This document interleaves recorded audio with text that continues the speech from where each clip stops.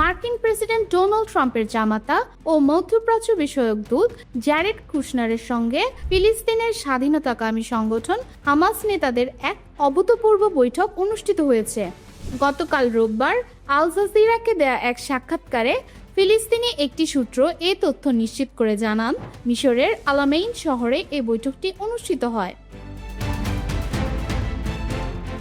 দীর্ঘদিন ধরে ওয়াশিংটন হামাসকে সন্ত্রাসী সংগঠন হিসেবে তালিকাভুক্ত রেখে সরাসরি যোগাযোগ এড়িয়ে চললেও গাজা যুদ্ধ বন্ধ ও নতুন শান্তি পরিকল্পনা বাস্তবায়নের লক্ষ্যে ট্রাম্প প্রশাসন সরাসরি এই কূটনৈতিক উদ্যোগ গ্রহণ করেছে।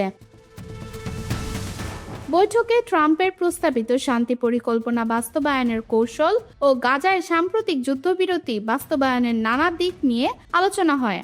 সূত্র মতে আলোচনার মূল শর্তগুলোর মধ্যে রয়েছে গাজায় অবিলম্বে স্থায়ী যুদ্ধবিরতি নিশ্চিত করা, গাজার শাসনভার হস্তান্তর ও রাজনৈতিক সামরিক অবস্থান পরিবর্তন।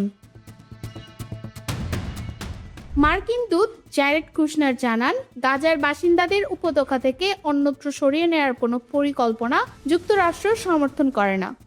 উচ্চ পর্যায়ের এই বৈঠকে হামাসের পক্ষ থেকে জ্যেষ্ঠ রাজনৈতিক নেতা খলিল আল হায়া উপস্থিত ছিলেন। এছাড়া মার্কিন সংবাদ মাধ্যম অ্যাক্সিওস জানিয়েছে, বৈঠকে মিশরের গোয়েন্দা প্রধান হাসান রাশাদ, কাতারের কূটনৈতিক আলী আল থাওয়াদি এবং যুক্তরাষ্ট্রের একজন জ্যেষ্ঠ কর্মকর্তা অংশ নেন। ট্রাম্পের গঠিত শান্তি পর্ষদের দূত নিকোলাই মলাদেনভ এবং সদস্য সাবেক ব্রিটিশ প্রধানমন্ত্রী টনি ব্লেয়ারও এতে যোগ দেন। ট্রাম্পের প্রস্তাবিত এই শান্তি পরিকল্পনা নিয়ে যুক্তরাষ্ট্রের সঙ্গে ইসরায়েলের স্পষ্ট দ্বিমত তৈরি হয়েছে। সম্প্রতি ইসরায়েলের প্রধানমন্ত্রী বেনিয়ামিন নেতানিয়াহু এ পরিকল্পনাকে ইসরায়েলের জন্য অগ্রহণযোগ্য বলে প্রত্যাখ্যান করেছেন।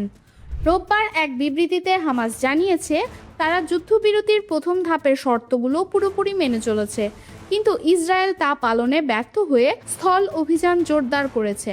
হামাস মধ্যস্থতাকারী দেশ ও শান্তি পর্ষদের প্রতি আহ্বান জানিয়ে বলেছে, যেন ইসরায়েলকে চুক্তির শর্ত মানতে বাধ্য করা হয় এবং দ্বিতীয় ধাপ বাস্তবায়নের নির্দিষ্ট সময়সূচি প্রকাশ করা হয়।